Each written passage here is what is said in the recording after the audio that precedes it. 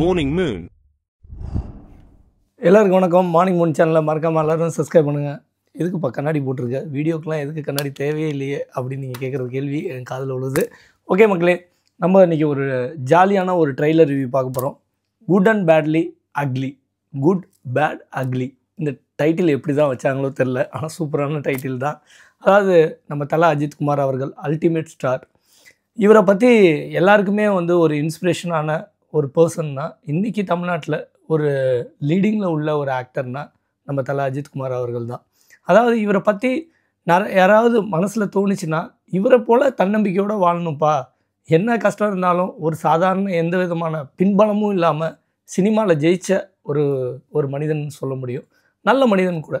ஏன்னா அவரோட டேலண்ட் வந்து ஒரு மல்டி டேலண்ட். அதாவது ஒரு பக்கம் கார் ரேஸு, ஒரு பக்கம் ஃபேஷனாக, அதாவது ஹெலிகாப்டர் மாடலிங், இந்தமாரி நிறைய விஷயங்கள் பண்ணியிருக்காரு. இன்னொரு பக்கம் சினிமா அவருக்கு எந்த அளவுக்கு ஒரு முக்கியமான ஒரு கேரியர். இந்த கேரியர் மூலமாக தான் ரேசிங்கு எல்லாமே அவரால் டெவலப் பண்ண முடிஞ்சுது. அதாவது ஒரு 20-30 வருஷத்துக்கு முன்னாடிலாம் அவருக்கு வந்து ஒரு ஸ்பான்சரே கிடைக்காம இருந்தார். ஆனால் சினிமா மூலமாக இன்றைக்கி ஒரு ரேசிங் கம்பெனியாக வைக்கிற அளவுக்கு இந்த அளவுக்கு ஒரு பெரிய இந்த அளவுக்கு வளர்ந்துருக்காருன்னா அதுக்கு காரணமே சினிமா தான். அதனால் சினிமா ரசிகர்கள் என்றைக்குமே மறக்க மாட்டார். அதனால் இவர் தொடர்ந்து சினிமா நடிச்சுக்கிட்டே இருக்கணுங்கிறது தான் ரசிகர்களோட எதிர்பார்ப்பு. அப்படி வந்த படம் தான் ஆதிக் ரவிச்சந்திரன். இவரை பற்றி சொல்லணுன்னா, இவர் எடுத்த படங்களில் வந்து நிறைய வித்தியாசமான ஒரு படங்கள். ஹீரோக்கு ஒரு முக்கியத்துவமாக, ஹீரோக்கு ஆக்டிங் ஸ்பேஸ் வந்து அதிகமாக இருக்கிற மாரி ஆதிக் ரவிச்சந்திரன் டைரக்டர் வந்து ஒரு நல்ல ஒரு படம் கொடுத்துருக்காரு அப்படின்னா, ஒரு காமெடியான ஒரு ஃபிலிம்மு.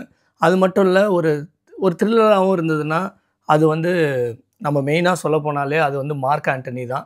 எந்த அளவுக்கு ஆக்டர் விஷால் அவர்களை நல்லா நடிக்க வச்சுருப்பார். அதே டயத்தில் எஸ்ஜே சூர்யா அவர்களையும் பயங்கரமாக வேலை வாங்கியிருப்பார். அவர் எக்ஸ்ட்ரானரியாக நடிச்சிருப்பார். அந்த படம் வந்து எல்லாரையுமே ஆதிக் ரவிச்சந்திரனை திரும்பி பார்க்க வச்ச ஒரு படம்னா அது வந்து மார்க் ஆண்டனி தான். அந்தமாரி இந்த படத்தையும் வந்து கண்டிப்பாக ஹீரோக்கு நிறைய ஸ்பேஸ் கொடுத்து ஆக்டிங்கை நல்லா வேலை வாங்கி நிறைய கெட்டப்பு போட்டு நம்ம அஜித்குமார் அவர்களை ரசிகர்களை எந்த அளவுக்கு ஒரு மாசான ஒரு படமாக இருக்கும். ஏன்னா முழுக்க அஜித்குமார் அவர்கள் தான் வரப்போகிறாரு இந்த படத்தில் அப்படிங்கிறது எல்லாருக்குமே தெரியும். குட் அண்ட் பேட் அக்லின்னாலே கதை வந்து நிச்சயமாக தலையை சார்ந்த கதையாக தான் இருக்கும். அப்படின்னா அஜித்குமார் அவர்களை சார்ந்து என்னென்ன படம் எடுக்கலாம் அப்படின்னா, இயக்குனர்லாம் என்ன யோசிப்பாங்கன்னா, இந்த கேரக்டரை வந்து எப்படின்னா ஒரு மாசான ஒரு அதாவது எப்படின்னா, நார்மலாகவே இவரை வச்சு படம் எடுக்கும்போது என்ன நினைக்கிறாங்கன்னா, அவர் வந்து ஒரு கேங்ஸ்டர். அதாவது பில்லால எப்படி ஒரு கேங்ஸ்டராக காமிச்சாங்களோ, இந்த கேங்ஸ்டருக்கு ஒரு எகெயின்ஸ்டாக இன்னொரு கேங்ஸ்டர் இருப்பாங்க. அவரை எப்படி வீழ்த்துறாரு அஜித்குமார் அவர்கள் அப்படிங்கிறது தான் வந்து சுவாரஸ்யமாகவும் த்ரில்லராகவும் மூவ் பண்ணி அவரோட கெட்டப்பை சேஞ்ச் பண்ணி எடுத்த படமாக தான் இருக்கும்னு என்னோட கணிப்பு. வாங்க பார்க்கலாம்.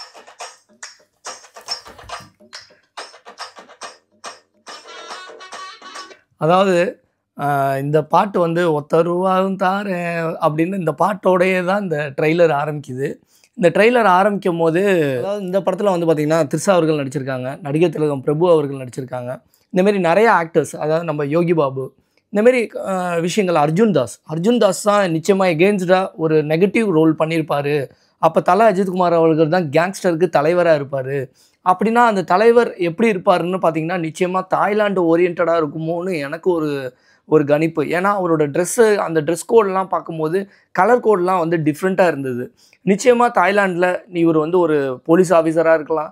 ஆனால் எப்படி வந்து இந்த கேங்ஸ்டராக நடிகர் திலகம் பிரபு அவர்கள் இந்தமாரி ஏகேயோட ஒரு மிகப்பெரிய நடிகர் பட்டாளமே இருக்குது. அதில் முக்கியமாக யோகி பாபு அவர்கள், இவங்கெல்லாம் சேர்ந்து நிச்சயமாக ஒரு காமெடியான ஒரு மசாலா படமாகவும் இல்லாமல் ஒரு மாசான ஒரு படமாக இருக்கும்னு ரசிகர்களோட எதிர்பார்ப்பு. அதாவது தல அஜித்குமார் அவர்கள் இதுக்கு முன்னாடி பண்ண கேரக்டரோடலாம் கனெக்ட் பண்ணி தான் இந்த கதை போவோம் அப்படிங்கிற மாரி தான் நமக்கு தெரியுது. ஏன்னா அர்ஜுன் தாஸ் அவர்கள் வந்து ஒரு நெகட்டிவ் ரோலில் பண்ணியிருக்காரு. அந்த நெகட்டிவ் ரோல் வந்து ஒரு வித்தியாசமான நெகட்டிவ் ரோலாக இருக்கும். ஏன்னா தல அஜித்குமாரோட முந்தைய படங்களோட ஃபோட்டோஸ்லாம் அதில் காமிக்கிறாரு. இப்போ தான் நான் உங்களோட வரலாறை பார்த்தேன் அப்படிங்கிறாரு. அப்போ இவரோட வரலாறு தான் இந்த படத்தே கதையாக இருக்குமோ? ஏன்னா நம்ம அஜித்குமார் அவர்கள் நடித்த படங்களில் என்னென்ன மாசான படம், என்னென்ன கேங்ஸ்டர் படம், இந்த படங்கள்லாம் கனெக்ட் பண்ணி தான் இந்த குட் அண்ட் பேட்லி அக்லி வந்து கதை இருக்குங்கிறது ரசிகர்களோட கணிப்பாக இருக்குது.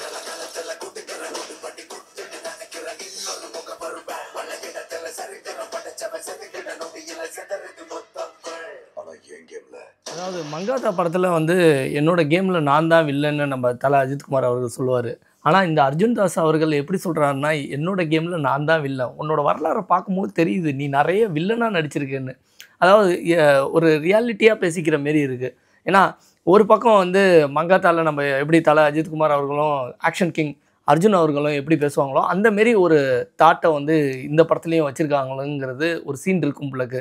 ஏன்னா அர்ஜுன் தாஸ் அவர்கள் நெகட்டிவ் ரோல்னு நம்ம ஆல்ரெடி இந்த படத்தோட ட்ரெய்லர்லேயே நமக்கு தெரிஞ்சிருது. அப்போ இவங்க 2 பேருக்குள்ள ஒரு கதையாக தான் இதை வந்து சுவாரஸ்யமாக கொண்டு போகிறதுக்கு என்ன பண்ணியிருப்பாங்க அப்படின்னா, ஒன்று கேங்ஸ்டர்னால் கோல்டு கடத்தணும், இல்லை வேறு ஏதாவது விஷயங்கள் கடத்தணும். இப்போ இதை சார்ந்து இந்த படம் கதை இருக்கும் அப்படிங்கிறது ஒரு சர்ப்ரைஸாக தான் இருக்குது. ட்ரெய்லரை பார்த்த வரைக்கும் இது வந்து ஒரு கடத்தல் கும்பல் தான். இந்த கடத்தல் கும்பலோட ஒரு தலைவராக ஒரு கேங்ஸ்டராக நம்ம தல அஜித்குமார் அவர்கள் இருப்பார். இவர் கடத்துறதை எல்லாத்தையும் தடுக்கிறதுக்காகவே நம்ம அர்ஜுன் தாஸ் இருக்கலாம். இவரை சுற்றி உள்ள சில அதாவது போலீஸ் டிபார்ட்மெண்ட் இந்தமாரி இந்த விஷயங்கள் தான் எப்படி இவங்களெல்லாம் பிளாக் பண்ணி பிடிக்கிறாங்க அப்படிங்கிறதுக்காக நம்ம நடிகர் திலகம் அதாவது பிரபு அவர்கள் இருக்கலாம். இவங்களுக்கு சார்ந்து யார் யாரெல்லாம் இருக்காங்க அப்படிங்கிறது தான் கதையை கொண்டு போயிருப்பாங்கங்கிறது கணிப்பாக இருக்குது. வாங்க பார்க்கலாம். This is my fucking game. So sweet.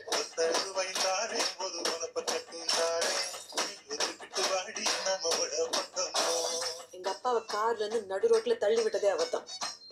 தம் எனக்கா விட்டேன். அதாவது இதில் ஒரு டைலாக் வருது, எங்கள் அப்பா வந்து கார்லேருந்து நடு ரோட்லேருந்து தள்ளி விட்டவரே அவர் தான் அப்படின்னு. இந்த டைலாக் கேட்கும்போது மங்காத்தா படத்தையும் இந்த படத்தையும் எப்படியோ கனெக்ட் பண்ணுறாங்க. அதாவது ஆதிக்க ரவிச்சந்திரனும் ஒரு தனி யூனிவர்ஸை க்ரியேட் பண்ணுறாரோ அப்படிங்கிறது ரசிகர்களோட மனசில் தோணுது. ஏன்னா லோகேஷ் கனகராஜ் அவருக்குன்னு ஒரு தனி யூனிவர்ஸ் க்ரியேட் பண்ணிட்டாரு. அதேமாரி நம்ம சுந்தர்சி அவர்களும் ஒரு தனி யூனிவர்ஸ் க்ரியேட் பண்ணிட்டாரு. இந்தமாரி ஒரு இயக்குனரும் தனித்தனி யூனிவர்ஸாக க்ரியேட் பண்ணுறாங்க. அதேமாரி கார்த்திக் சுப்ராஜ் அவர்களும் ஒரு தனி யூனிவர்ஸ் க்ரியேட் பண்ணிட்டாங்க. எதுக்கு இந்தமாரி ஒரு யூனிவர்ஸ் க்ரியேட் பண்ணுறாங்கன்னா, இயக்குனருக்குன்னு ஒரு ஸ்டைலு அந்த ஒரு உலகத்துக்குள்ளே தான் அவங்களோட சிந்தனைகள் இருக்கும். ஆனால் புதுசான ஒரு கதையை உருவாக்குறாங்களா அப்படிங்கிறது படம் பார்த்த பிறகு தான் நமக்கு தெரியும். தல அஜித்குமார் அவர்கள் இதுவரைக்கும் பார்க்காத ஒரு யங் லுக்காக இருக்குது. அது வந்து அவரோட 18 வயசில் உள்ள யங் லுக்கை ஆதிக்க ரவிச்சந்திரன் அவர்கள் கொண்டு வந்திருக்காருன்னு சொல்லலாம். எந்த படத்துலையும் இல்லாத ஒரு லுக்கை வந்து இவர் கொண்டு வந்திருக்காரு. அதாவது ஃபேன்ஸ் பேஸாக வந்து என்ன எக்ஸ்பெக்டேஷன் வைக்கிறாங்க, ஒரு ஆக்டர் வந்து எந்த அளவுக்கு ஒரு யங் லுக்கில், அதாவது ஏஜ் அவங்களுக்கு 50, 40 ஆனாலும் இன்னும் யங் லுக்கில் அவங்களால நடிக்க முடியுங்கிறது ஃபிட்னஸை வச்சு அவங்க டெடிக்கேட்டடாக எப்படி ஹார்ட் ஒர்க் பண்ணுறாங்க. ஒரு ஆக்டருக்கு வந்து மெயினான ஒரு அசட்டே வந்து அவங்க உடம்பு தான். உடம்புக்கு வந்து கோயில் மாரி அவங்க பார்த்துக்கிட்டு அதுக்கு தகுந்தாப்பில் அவங்க ஃபிட்னஸாக இருந்தால் மட்டும்தான் ஒரு யங் லுக்காக அவங்களால கொண்டு வர முடியும். அப்படி வந்து இந்த படத்துக்காக டெடிக்கேட்டடாக நம்ம ஹார்ட் ஒர்க் பண்ணியிருக்காருன்னு சொல்லலாம் நம்ம அஜித்குமார் அவர்கள். வயலன்ஸ் என் பையனுக்காக விட்டேன். ஆனால் என் பையனுக்கு ஒன்றுனா விட்டதை தொட்டு தானே ஆகணும். என் ஒய்ஃப்காக விட்டேன். தம் எனக்காக விட்டேன். சரக்கு என் ஒய்ஃப்காக விட்டேன். வயலன்ஸ் என் பையனுக்காக விட்டேன். ஆனால் என் பையனுக்கு ஒன்றுனா விட்டதை தொட்டு தானே ஆகணும். அதாவது ஸ்மோக் வந்து எனக்காக நான் விட்டேன், ஆனால் சரக்கு வந்து என் ஒய்ஃபுக்காக விட்டேன். ஆனால் வயலன்ஸ் வந்து என் பையனுக்காக விட்டுட்டேன். ஆனால் என் பையனுக்கு ஒன்றுனா திரும்பவும் விட்டதை தொட்டு தானே ஆகணும் அப்படின்னு அவர் சொல்கிற டைலாக் உண்மையிலேயே அட்ராக்டிவாக இருந்தது. ஆனால் இவருக்குன்னு ஒரு மாசான டைலாக் வந்து எல்லா படத்துலேயும் ஒரு அப்படியே அழகாக பொருந்திடும்னு சொல்லுவாங்க. அப்படி வந்து பொருந்தின விஷயம் நிறையாவே இருக்குது.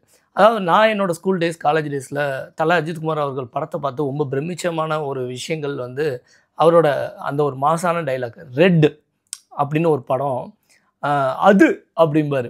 அதெல்லாம் வந்து நான் வந்து திருவாரூரில் ஒரு தேட்டரில் பார்க்கும்போது அப்படி ஒரு கிளாப்ஸு அதெல்லாம் ரொம்ப என்ஜாய் பண்ணாங்க. ஆனால் அந்த படம் வந்து கதையோட ஒரு ஹீரோவோட அந்த ஒரு அட்ராக்டிவான நடிப்பு அப்பீரன்ஸ் அவரை பார்த்தோம்னாலே அவங்களுக்கு வந்து ஒரு ஒரு ஒரு புத்துணர்ச்சி வருது இல்லை. அது வந்து ஒரு சில ஹீரோவுக்கு மட்டும்தான் வரும். அதாவது மெய் சிலுக்க வைக்கணும் ஒரு சில ஹீரோக்கள் படத்துக்கு மட்டும்தான் முதல் நாள் போய் பார்ப்பாங்க. அது அந்த வரிசையில் நம்ம சூப்பர் ஸ்டார் ரஜினிகாந்த் அவர்கள் நம்ம கமலஹாசன் அவர்களை சொல்லலாம். அதுக்கு அடுத்தபடியாக ரசிகர்கள் அதிக ஒரு பட்டாளமே இருக்குன்னா அது தல அஜித்குமார் அவர்களுக்கு தான். ஒரு அல்டிமேட் ஸ்டார்னாலே அந்த டயத்தில் வந்து முகவரி படத்துக்கு அப்புறமே அவர் வந்து ஆக்ஷன் ரோல்ஸ் அதிகமாக பண்ண ஆரம்பிச்சிட்டார். அந்த ஒரு பேஸான எத்தனையோ தோல்வி படங்கள் இருந்தாலும் அந்த ரசிகர்கள் கூட்டம் வந்து தோல்வி வெற்றி ரெண்டுத்துலேயுமே சமநிலையில் வைக்கப்பட்ட ஒரே ஆக்டருக்கு வந்து ஒரு ஃபேன் பேஸ் அதிகமாக இருக்குன்னா அது அல்டிமேட் ஸ்டார் மட்டும்தான்.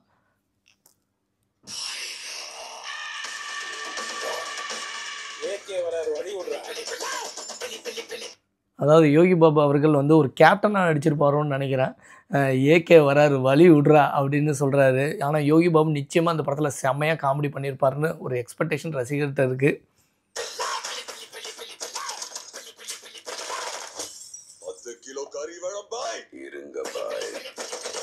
அதாவது அர்ஜுன் தாஸ் அவர்கள் வந்து 10 கிலோ கறி வேணும் பாய் அப்படிங்கிறாரு. என்ன 10 கிலோ கறி வேணும் பாய் அப்படிங்கிறாரு? ஏதாவது பிரியாணி பண்ண போகிறாங்களா அப்படிங்கிற மாரி ஒரு டவுட் வருது. ஆனால் நம்ம அஜித்குமார் அவர்கள் சொல்கிறாரு, கண்டிப்பாக வெயிட் பண்ணுங்க பாய் அப்படிங்கிறாரு. சார் அந்த கார்டு மேல ஒரு 16 நம்பர் இருக்கும். அந்த 16 நம்பர் கொஞ்சம் சொல்றீங்களா சார்? அவன் பயத்துக்கே பயம் காட்டுறவன். அதாவது கார்டில் ஒரு 16 நம்பர் இருக்கும், அந்த 16 நம்பரை சொல்லுங்கள அப்படிங்கிறாரு. ஆக்சுவலாக வந்து நம்ம பில்லாலே பார்த்துருப்போம். அதாவது ஒரு சில டைலாக் வந்து ஒரு அட்ராக்டிவான ஒரு விஷயங்கள். அதாவது நடிகர் திலகம் பிரபு அவர்கள் சொல்கிறாரு, அவன் பயத்துக்கே பயம் காட்டுறவன் அப்படின்னு. இந்தமாரி ஒரு மாசான டைலாக் தான் இவருக்கு வந்து ஃபேன்ஸுக்கு ஒரு சாட்டிஸ்ஃபைடான நிறைய மூவிஸ் வந்திருக்குன்னு சொல்லலாம். அட்டகாசமாக இருக்கட்டும், அட்டகாசத்தில் வந்து நிறைய ஒரு அட்ராக்டிவான அந்த மாசான சாங்ஸ் இதெல்லாம் கூட தான் அந்த படத்தை வந்து ரசிகர்களை திரும்ப பார்க்க வச்ச ஒரு படமாக இருக்கும். அந்தமாரி கண்டிப்பாக குட் அண்ட் பேட் அக்லி நம்ம எதிர்பார்க்குறோம். கண்டிப்பாக எல்லோரும் தேட்டரில் பார்ப்போம். கண்டிப்பாக இந்த படத்தோட கதை என்ன, அதாவது டைரக்ஷனுங்கிறது வந்து ஒரு ஸ்கிரிப்ட் எப்படி இருக்குது, அதோட ஸ்க்ரீன் ப்ளே எப்படி இருக்குது, கதையோட எப்படி இருக்குது, அது எப்படி ஹீரோ பொருந்திருக்காரு, மற்ற கேரக்டரில் எப்படியெல்லாம் வந்து வேலை வாங்கியிருக்காங்க, அது அட்ராக்டிவாக அந்த நம்மளை வந்து அந்த டைம் வந்து அந்த மூவியை வந்து கேரி பண்ணிட்டே போகணும். அதாவது 2.5 மணி நேரம் ஒரு படத்தை பார்க்க போகிறான்னா அந்த படத்தை வந்து ஒரு தனி உலகத்துக்குள்ளே போகிறான், அந்த உலகத்தை வந்து ஒரு 2.5 மணி நேரம் போனதே தெரிலப்பா அப்படின்னு சொல்கிற மாரி ஒரு திரைப்படங்கள் இருந்தால் மட்டும்தான் தமிழ் சினிமா ரசிகர்களை சாட்டிஸ்ஃபைட் பண்ண முடியும். வித்தியாசமான கதைக்களத்தோட பல இயக்குநர்கள் இன்றைக்கும் வந்து பல நடிகர்களை அப்ரோச் பண்ணிட்டு தான் இருக்காங்க. ஆனால் நடிகர்கள் வந்து ஒரு கட்டத்துக்கு மேலே உச்சக்கட்ட நடிகராக ஆன பிறகு யங் டைரக்டரை ஊக்குவிக்கும் விதமாக நிறைய வித்தியாசமான கதைகளை எடுக்கிறாங்களா அப்படிங்கிறது தான் தமிழ் சினிமாவில் கொஞ்சம் குறைவாகவே இருக்குது. பார்ப்போம் குட் அண்ட் பேட் அக்லி என்ன மாரியான கதை, இதை பற்றி நம்ம நாளைக்கு ரிவ்யூ பண்ணுவோம். நாளைக்கு படம் ரிலீஸ் ஆகுது, கண்டிப்பாக நம்ம தேட்டரில் போய் பார்ப்போம். அதாவது அஜித் ஃபேன்ஸுக்கு இது ஒரு சாட்டிஸ்ஃபைடான ஒரு மூவியாக இருக்குன்னு நாம் எதிர்பார்க்குறோம். கண்டிப்பாக இருக்குன்னு நானும் நம்புகிறேன். ஓகே, தேங்க்யூ ஃபார் வாட்சிங். Morning Moon.